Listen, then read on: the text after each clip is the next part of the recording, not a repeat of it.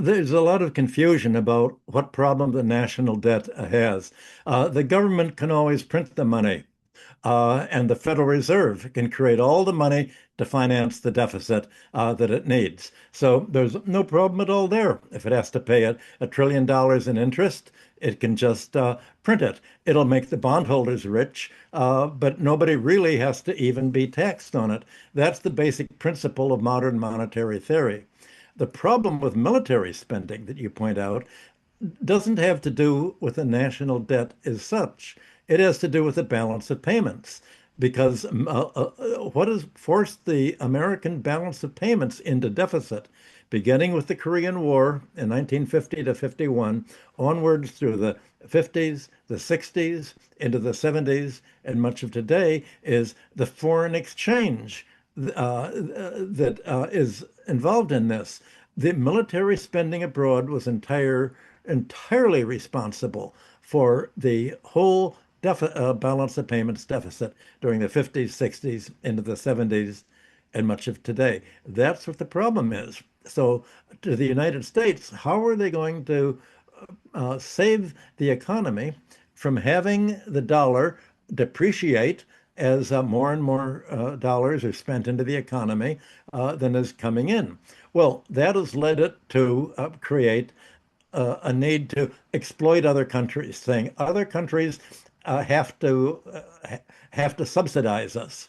And the mythology underlying all of this is that somehow the United States needs foreign subsidy and foreign payments in order to protect it from initially a Soviet invasion and now a Russia and Chinese invasion. So the pretense is that Trump's $1.5 billion military budget has to be paid for foreign countries because we're not doing it because we're militarily wanting to control them. We're not doing it because we want to have 800 military bases all over the world to surround other countries, to attack them and overthrow them if they exert their own strategy to do something in their own national interest instead of American interests. We're protecting them.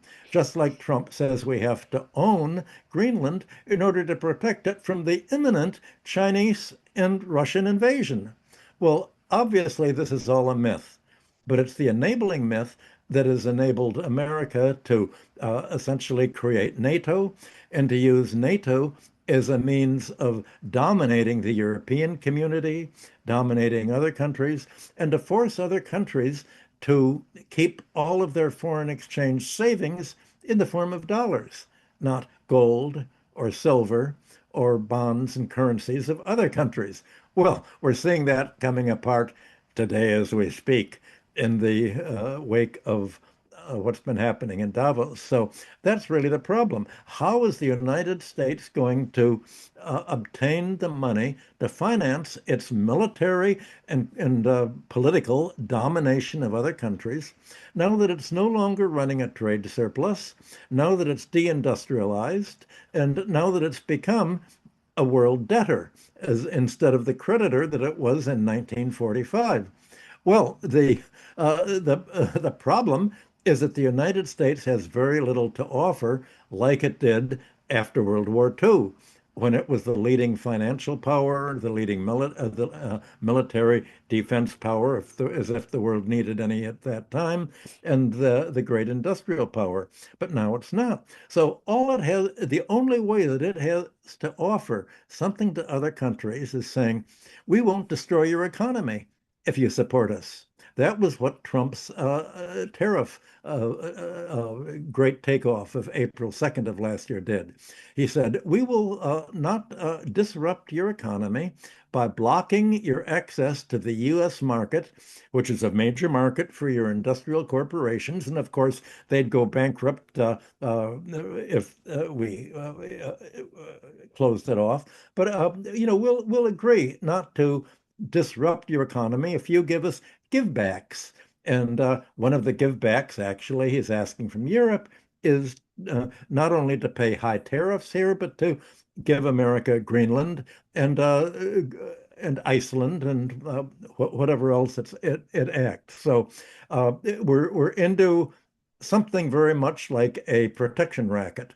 And this came across very clearly in Europe, and that has led to a whole restructuring of other countries. Suddenly, they could not maintain the fiction anymore. That the reason they were selling out their economies and acting for the German economy, the French economy, the British economy, and others, Japanese economy, in American interests instead of their own, was that they owe their whole career to the United States promoting these particular politicians in various ways by giving them lucrative contracts to nurture them on their way up the political spectrum to rise in power, from the Atlantic Council on all the George Soros organizations and the State Department organizations that they've created to sort of back them. And as my friend Paul Craig Roberts often says, the little white envelopes filled with money, or Bitcoin accounts, or however they paid them, just plain bribery. All of a sudden, you have the voters of Europe and other countries saying, why do we have to put American interests first? Why are we surrendering to all of Trump's demands when we've seen China fight back against America's tariff demands, and the bully Trump backs down when somebody actually fights back? Why did Van der Leyen and Kaya Kallas say, we're not even going to argue with you. We know that we'll do anything you want because you're protecting us from Russia invading us. If we don't give you all this money, they told their voters, then Russia would invade us. Well, now that Trump has tried to use this, we're protecting you against a Russian and Chinese invasion in Greenland, all of a sudden they realize, wait a minute, if there's no real invasion threatened there, there's no Russian and Chinese shipping near there, according to everything that our intelligence agencies said, then maybe we don't need protection against Russia and China. Maybe we've made a mistake in imposing sanctions against importing Russian oil and buying American liquefied natural gas at 4 times the prices. Maybe we need to actually put Europe first.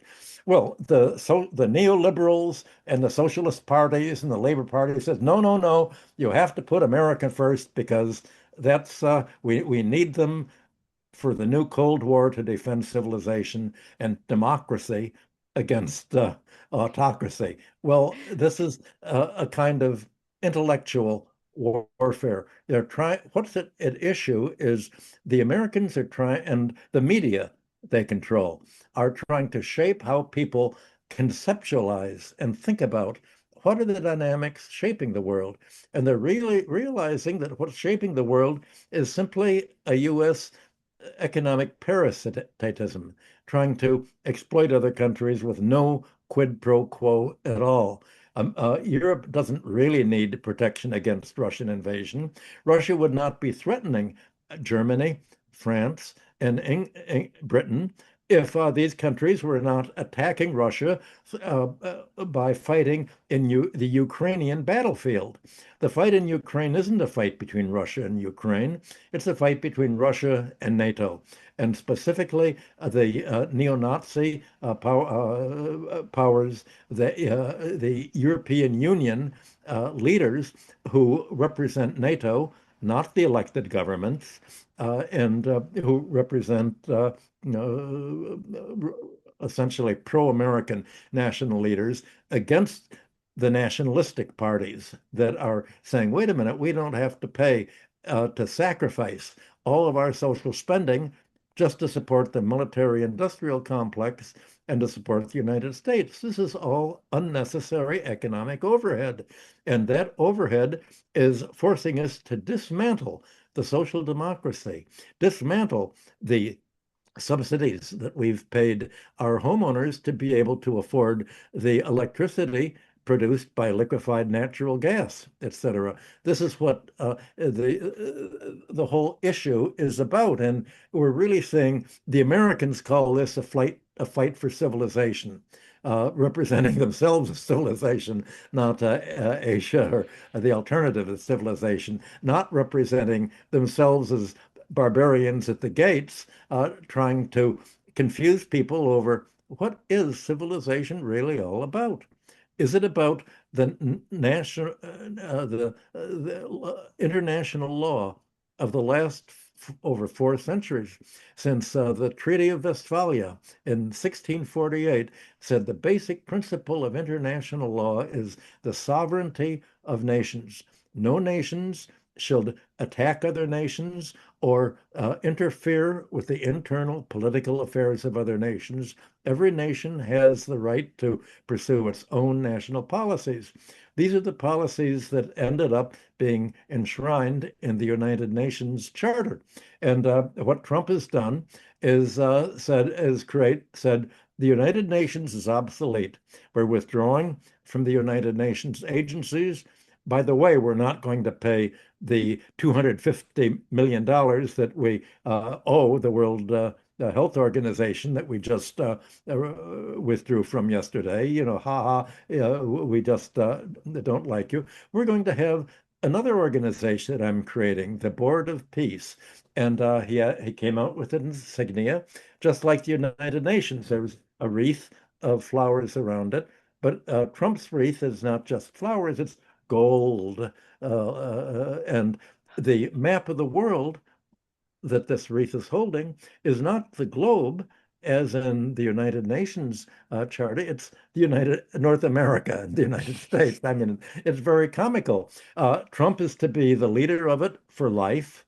And he is to have exclusive decision over how to spend the $1 billion per country that each country that's a member of this organization has to pay. So we've reached the comical point of world diplomacy in the last few days, and that's one of the reasons why I think today's show should be interesting.